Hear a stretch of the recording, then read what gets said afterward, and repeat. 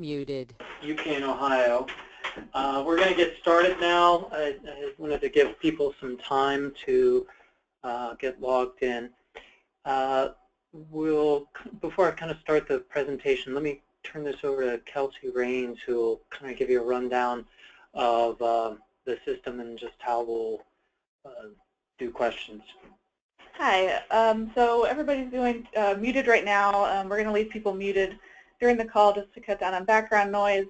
If you have a question during the call, use the question box to type in your questions, and we'll try to answer them as soon as we can. But then at the end of the webinar, we will open it up for audio questions. So at that point, we'll use the button, the hand button, to raise your hand, and we'll call on people one at a time. Great, thanks. So let's kind of get started. UHCAN Ohio, I think most of you probably know who we are, but I wanted to make sure. So we're a nonprofit organization that is really at its heart works to make sure that we bring the consumer voice to healthcare decisions, whether that's by helping to speak for consumers or helping to unite them and inform them. We are critically concerned about what is at stake with healthcare right now, and we're going to talk a little bit about that. Most of our focus is going to be about the Affordable Care Act and the level at which I'm going to kind of talk, or the really I'm going to try and stay away from getting down into the really deep policy and technical items, and make sure that we all have a common overview of a number of the things that are at stake. So let me just talk about the ACA first. That is short for the Affordable Care Act. Sometimes it is referred to as Obamacare. The full name is the Patient Protection and Affordable Care Act. And I personally believe that having lost those first two words, patient protection, has done it a disservice, because much of what I'm going to talk about are things that help to protect patients. So right now there is a great deal of discussion about repeal of the Affordable Care Act. I do want to provide a little bit of context about how that is being talked about happening.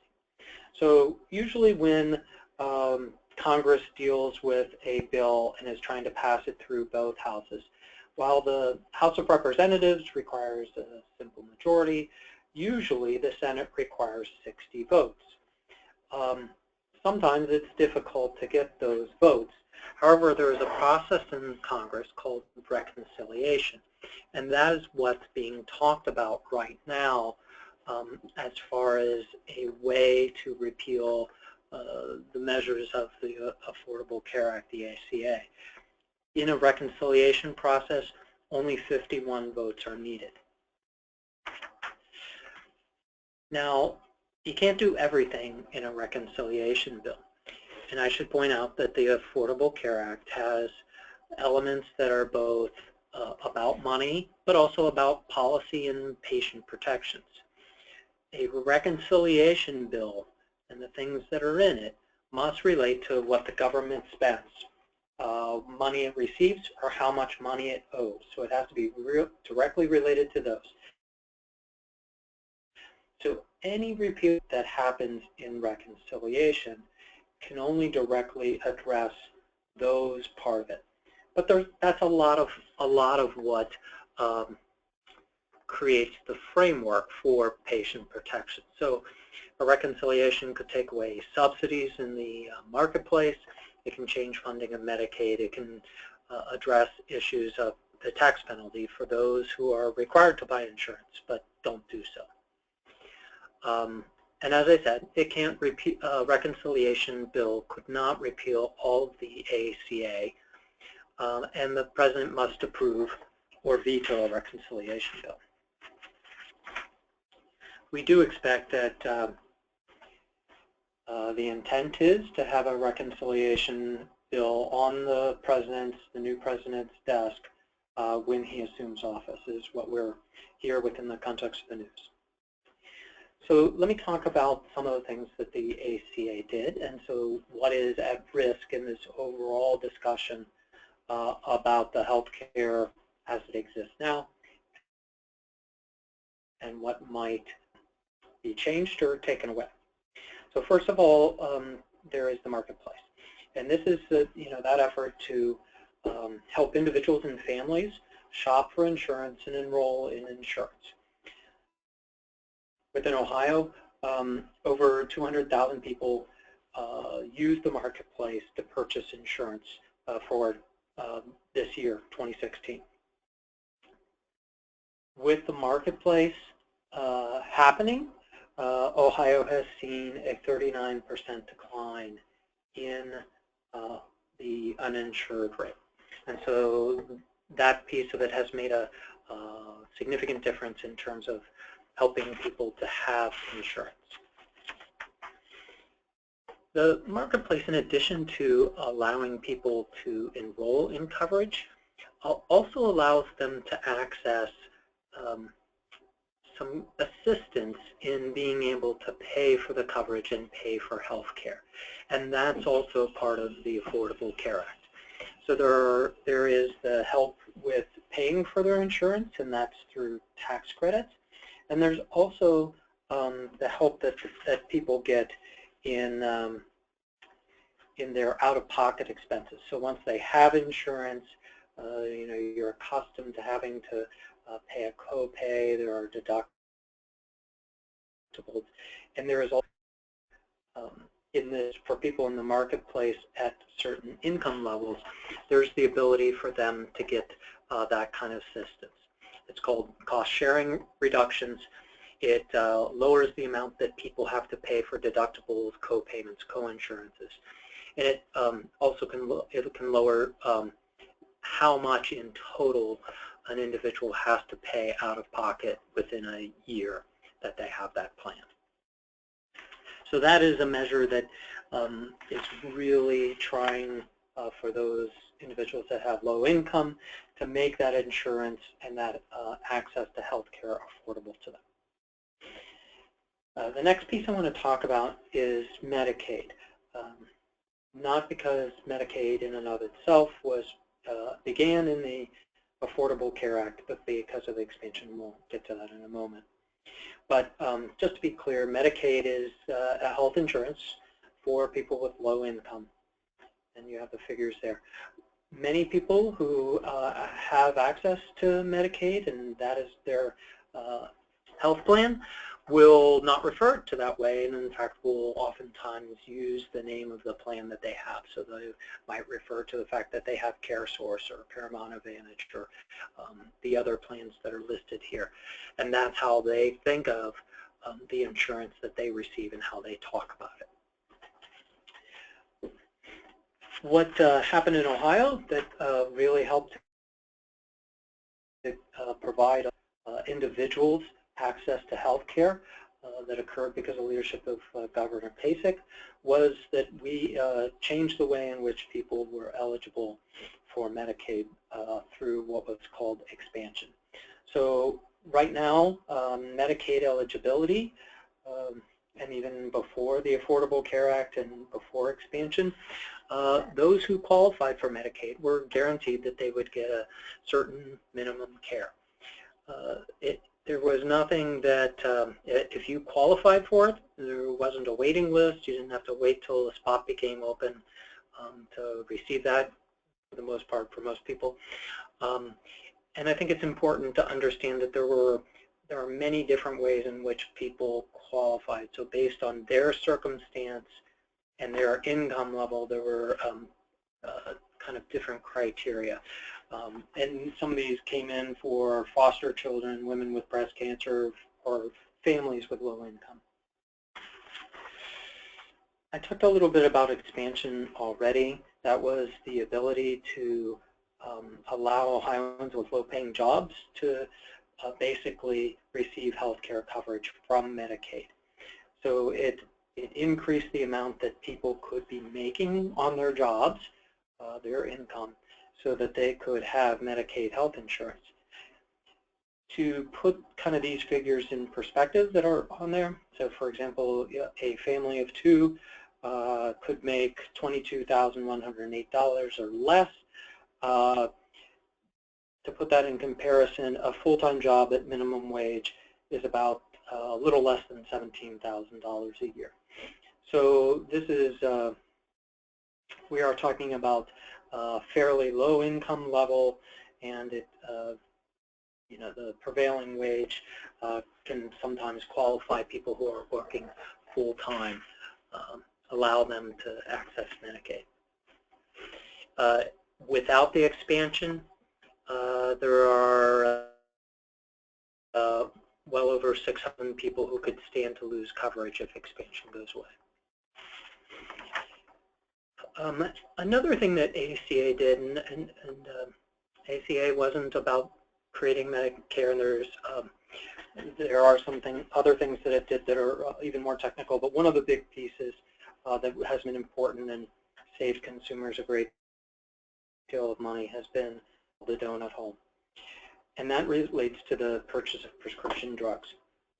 So a person who had Medicare, it was covering their prescription drugs, they would get some help from the insurance as they were paying for their drugs until they had paid out a certain amount of funds.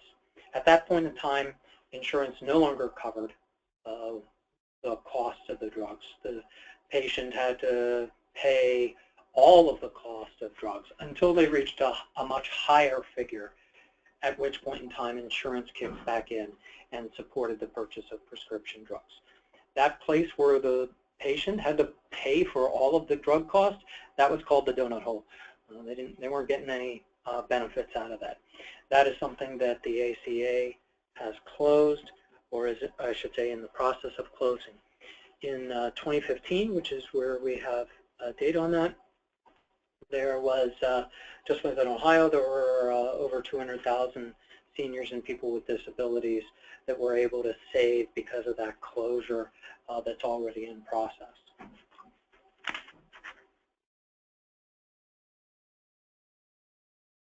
Or, yeah, well, if you're having got a text that someone was having audio issues, if it seems that you're having audio issues, if you could provide a comment in there so we understand whether this is a global problem or not, I would appreciate that.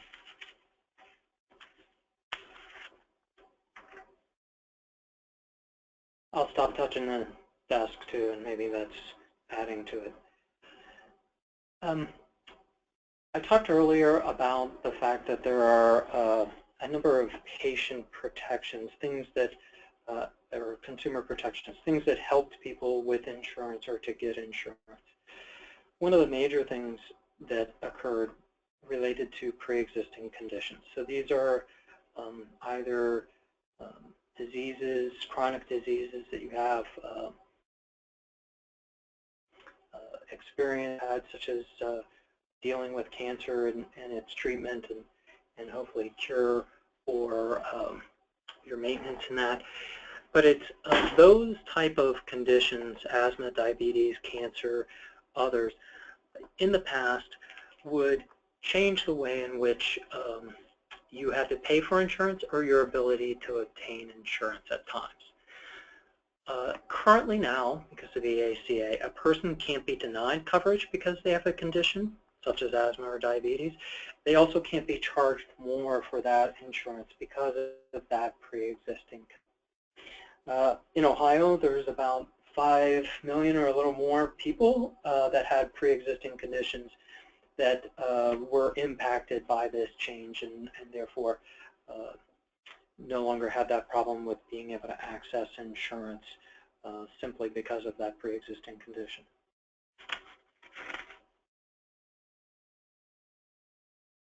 Okay. Thanks for replying back on the sound quality. Appreciate the people that did reply back. And what I'm understanding right now is that it seems to be a localized problem and not a general problem. But let me know otherwise if you're having difficulty. Another piece that within the ACA that I know has been talked about a fair amount is the fact that parents may keep their children on their health care insurance until that child's 26 years old.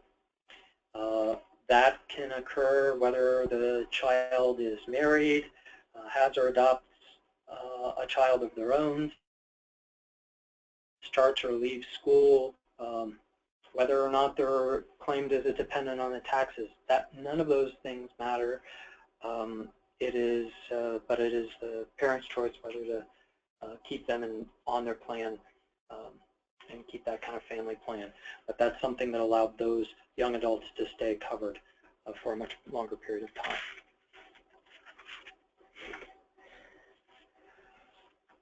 It also changed, the ACA changed health insurance for women.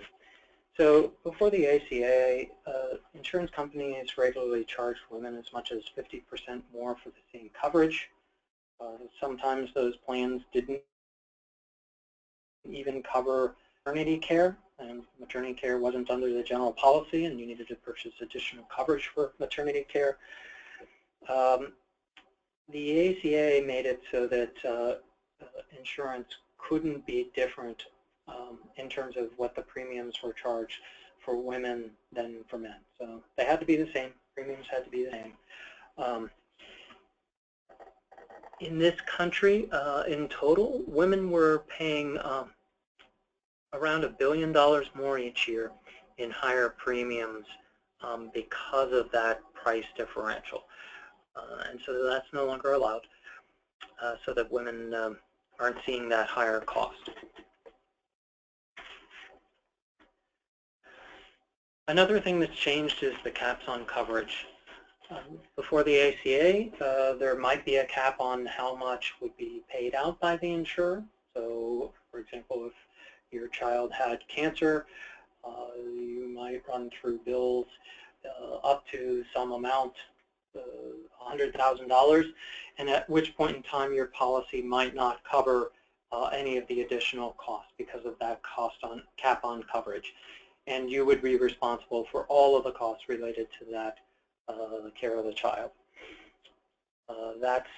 Those caps can no longer be in place anymore, so there is not that either a cap for a year or a cap in terms of someone's lifetime.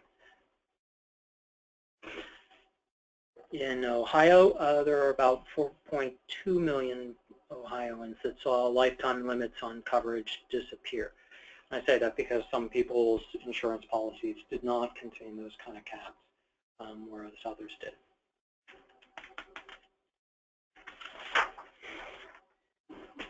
Another thing that people got across the board as part of their insurance when they were able to obtain it is what's called essential health benefits.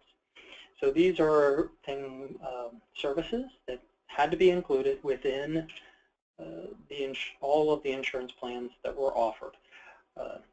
Now, the benefits, the category of benefits, the broad class of benefits were identified at the national level, but each state actually got a decision about what those benefits needed to look like. So that was something that Ohio made a determination of and provided then that guidance on what must be included in every plan that's sold within Ohio. Related to that is that some benefits, particularly preventive services, had to be covered with no cost to the patient. So those are, many of those things are things that have a good evidence basis that they are prevent disease longer term and therefore lower costs. There were 4 experts that dealt with different issues, so on immunizations or preventive health services or preventive services for women or for children and youth. So 4 groups got together and they identified what kind of services should be covered for a patient without any cost to that patient in terms of receiving those services.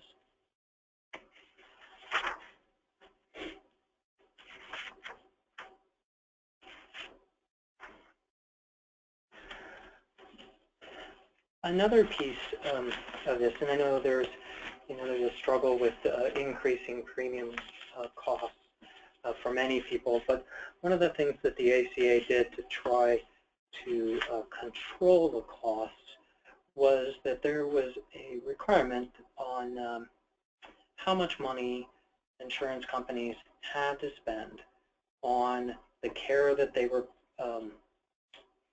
that was provided to the patients, as well as the quality improvement things that they did to try and improve that care for patients.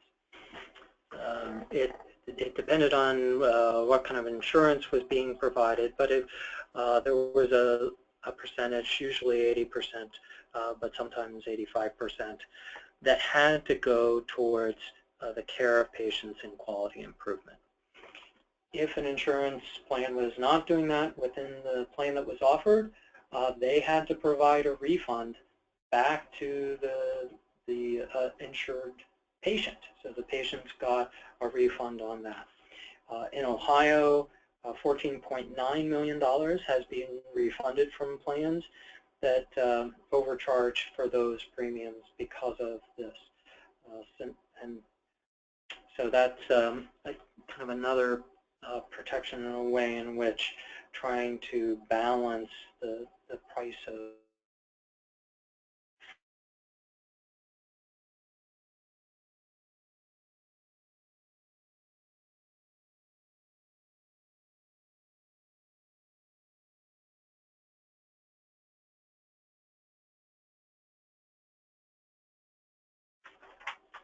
to people who are trying to get insurance and trying to make use of their insurance and get good quality health care.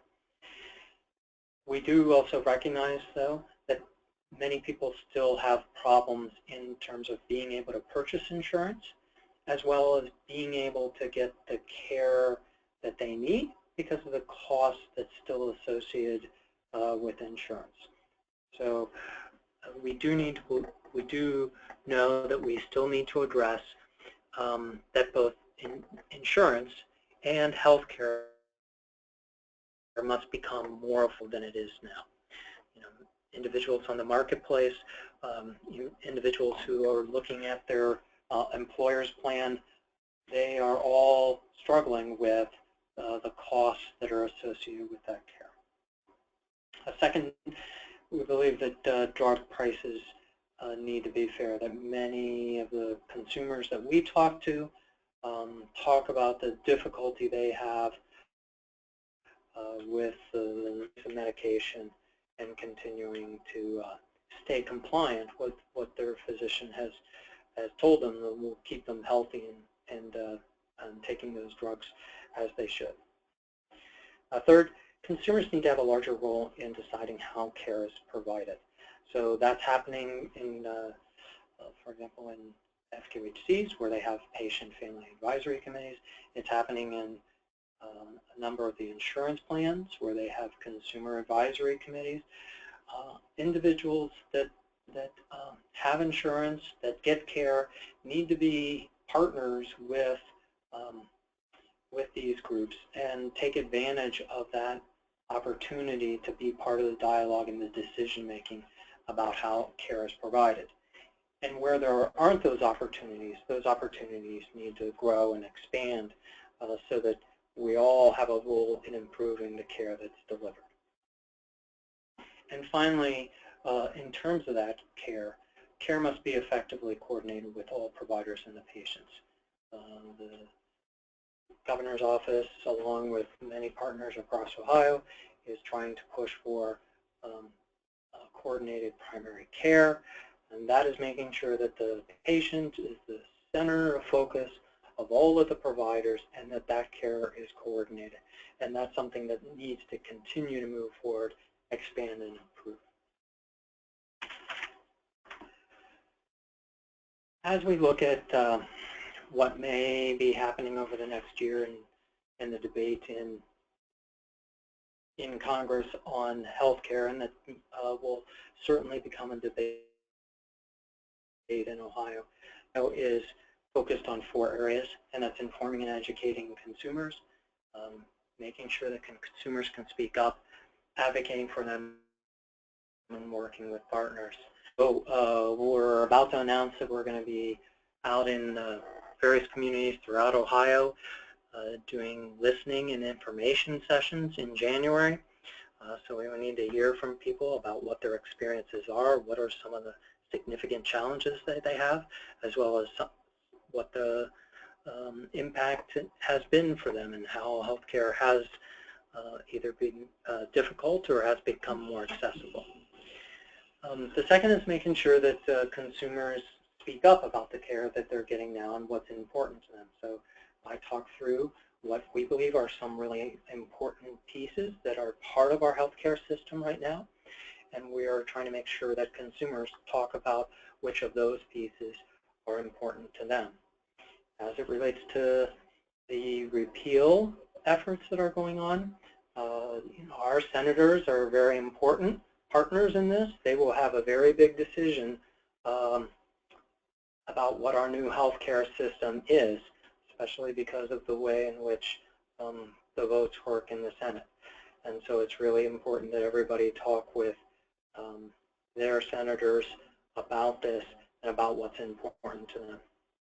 And then finally, we are working with our range of partners to make sure that we are all coordinated in our messaging and what we believe is important so that we can assure that consumers get the best care, that we do it in a cost-effective manner. I mentioned this before, but what individuals can do is to call Senator Portman, to call Senator Brown, to talk to their representatives and let them know what part of healthcare is important to them. And then second would be about making sure to stay connected. We'll continue to let consumers know what is happening, what are important issues, what are opportunities for people to take action, and we do that through our newsletter. After this presentation, we'll send the slides to everyone in case there's you want to make use of those, and it has links for how you can contact a representative or sign up for our newsletter, so you'll get that afterwards. So here's our contact information for additional questions longer term. Please make use of that. And I think we're ready to open it up and kind of hear people's questions.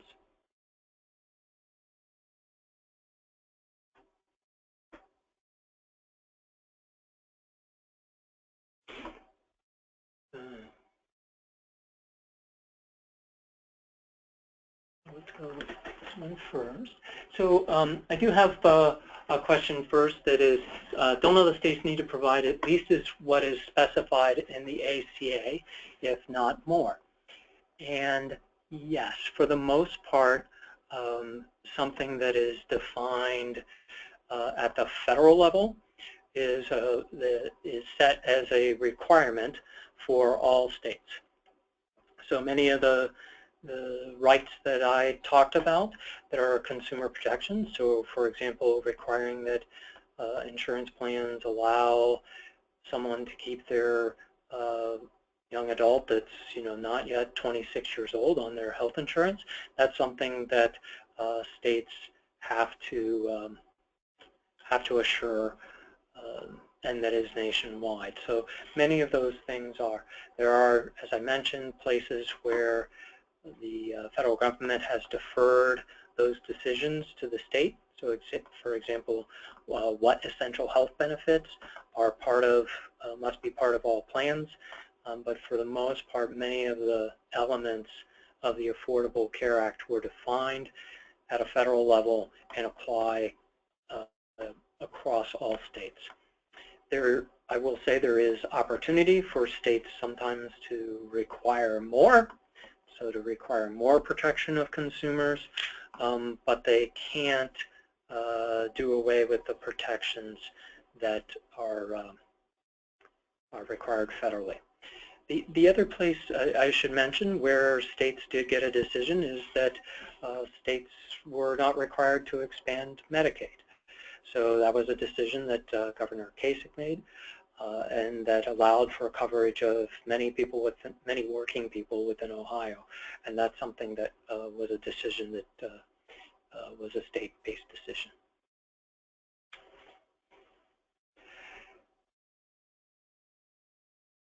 So so there's a question about risk pools being brought back by Republicans. And so here is the challenge, and that is that, so I talked about how we changed the way in which premiums, the cost of insurance, could be determined. So we could no longer say that a woman had to pay more because she was a woman. We no longer could say that someone who had diabetes or had cancer had to pay more because of that pre-existing condition. Insurance companies use that paying more because though there was a likelihood that those individuals would have higher health care costs, and therefore they were trying to make sure that the funds that came in covered the health care costs that were there. By eliminating those ways of charging certain individuals more, it meant on the whole that we had to survive as a large group of individuals who were healthier and those who had conditions. If we do away with those abilities to say that we can't consider, let me say it in a positive. What high-risk pools would mean would be returning to a day where those with pre-existing conditions would have their severance plan and have to pay for the fact that they were at higher risk of having higher health care costs, and therefore they would pay higher premiums. The Affordable Care Act takes care of that higher health care cost of those with pre-existing conditions by spreading it across everyone and some other mechanisms. But there is talk high-risk pools might be what we return to if we don't keep those protections. The other question I have is, what provisions in the ACA do you feel are most at risk in the immediate future? And so one thing I didn't mention with what is being discussed in this repeal effort that might happen in reconciliation is that while they can deal with anything that is about spending or how much money comes into the federal government or otherwise, there has been discussions that they would repeal and delay, meaning that the repeal would not take effect for a period of time. And I should say the law would not take effect. That change, that repeal would not happen. That is important to make the distinction that the law wouldn't go into effect that time. But it does have the potential, if we know that insurance would go away and subsidies would go away in the marketplace, that puts insurance companies at risk that are providing those insurance products. It creates instability. It creates uncertainty of the minds of individuals who are getting insurance. And so I think there is, at the least, the act of this repeal effort immediately is it creates uncertainty with many individuals, providers, insurers, and patients. But there is talk that the repeal will have a delay, and we will have to wait for what the plan is to make healthcare better.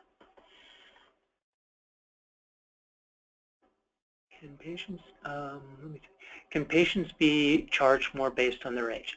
Yes. So right now there is the ability, but that is capped. So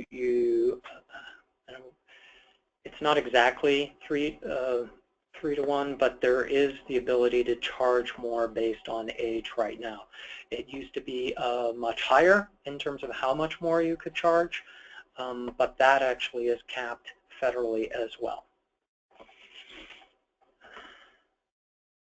So let me see, can you scroll up?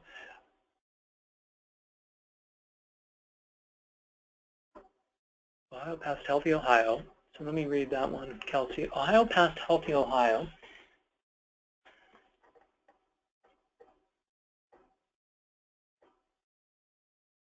Okay, so here, the question is, and this isn't really, in legislative session, the Ohio legislature passed a law previously, it's a year plus ago, that was called Healthy Ohio. And that required that the Ohio Department of Medicaid asked the federal Centers for Medicaid and Medicare Services to give them a waiver which would allow charging money to those people who received Medicaid, and that money would go into accounts for their use. The Center for Medicaid and Medicare Services, also known as CMS, rejected that proposal for a number of reasons. Those kind of decisions are administrative decisions. So with a change in administration, change in president and who is in charge of CMS, there is opportunity for proposals such as that to maybe be treated differently. So there is certainly the potential that there would be something that came out of Ohio's budget process that required Medicaid recipients to do different things than they do today. Some things, so for example, in Healthy Ohio, we believed that those proposals would actually impair people's ability to get care and would lead us to individuals, working families, having less care and being less healthy. But there is the possibility that there could be a similar kind of waiver that would be provided to CMS from Ohio that would again create problems in coverage for those who receive Medicaid. But that is not something that is related per se to ACA repeal. It is really more to do with a change in administration and a potential change in the policy there. The thing that should be noted, I'm sorry, about ACA is that it is the ACA, there are parts of the ACA that enabled that kind of waiver process, that ability for states to request a change in their Medicaid program that would allow them to experiment on how care was provided and what care was provided. So complete repeal of the ACA would do away if there was no replacement, would do away with some of the ability to do this kind of experimentation that in some states is being done to improve quality, improve the services that are provided.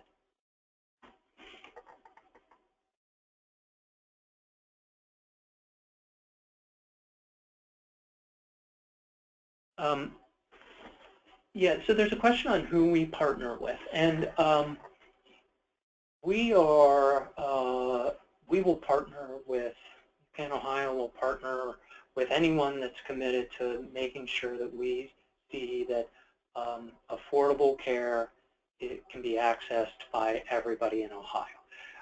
You know, we would like to build as strong a coalition. We would like to be working together with everyone to make sure that happens.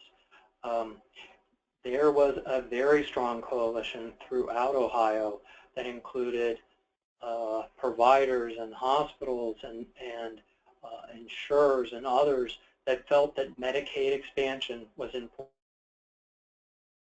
to Ohio. I think that that's important that we continue those kind of coalitions. because it is in people's interest to have good care, for them to be healthy. Healthy people can take care of their families, can have jobs, and I think we will continue to have a strong coalition in Ohio that is committed to making sure that individuals have good health care coverage. Yeah, okay, let me, Mindy had her hand, so let me open the line for her to ask her question. Can you hear me? No, you need to be a little louder, Mindy. I'm sorry, can you hear me now? You're not super, why don't you ask your question and I'll repeat it so that everybody can hear it. Thank you. What I've noticed is that there are people that have found it difficult to go on the ACA. Either they're not as comfortable with the service that ACA offers via computer. They've tried and they found it difficult for whatever reasons, even though I don't believe that's the case.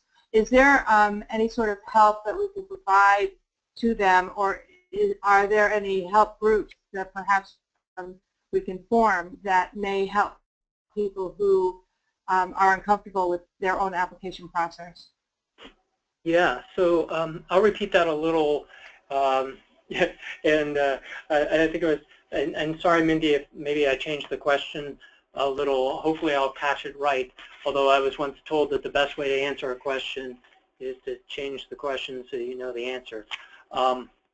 But as I understand it, the marketplace has, healthcare.gov. You can do your application, you can online.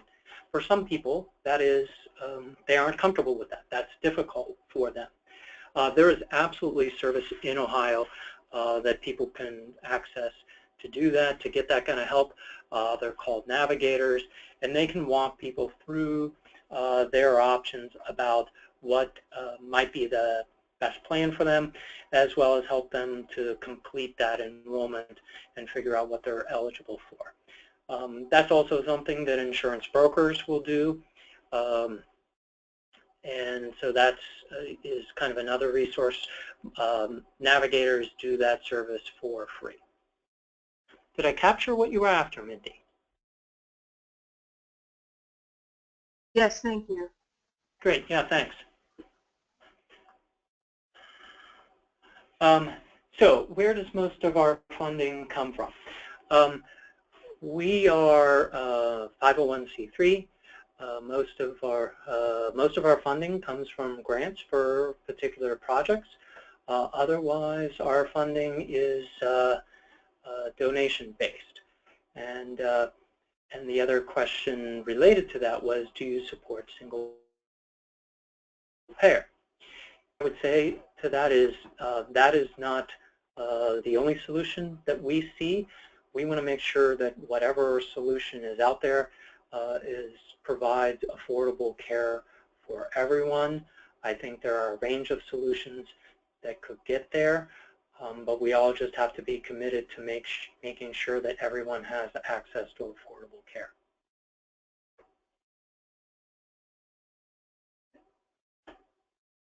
That is all the questions I have right now. I will just say a few things. If anyone else has questions, I'll throw them in there in just that quick second. But so we will send out the copy of the PowerPoint to everyone that registered for the call, so you'll get that as a PDF file. Contact us with any questions you have about that.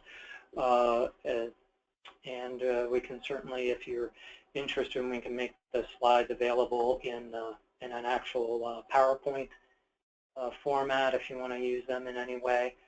Send us questions. Keep sending us, even if they're not related to this, we're going to continue to put together FAQs. As we know things are happening, we will try to, if there are particular areas that you would like more information on, we can help to put that together. This will be very much an evolving process. The question on I did get up here was the next steps.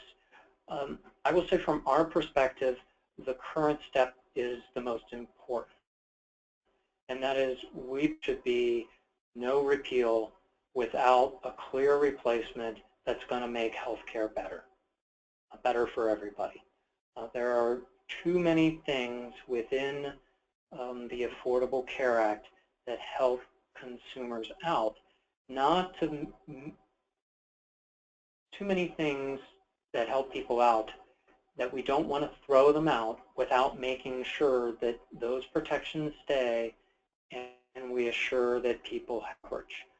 We have very many people who have gotten health care because of Medicaid expansion, because of marketplace coverage, because of their ability to access insurance when they have pre-existing conditions, that we can't now doom them to unhealthy care and only being able to go to the emergency room when things are critically wrong. So the real effort right now is to say, please, let's take our time, figure out what is the better approach, fix the things that need to be fixed, and at that point in time, we can change the ACA and we can call it whatever, but let's make sure the protections stay in place.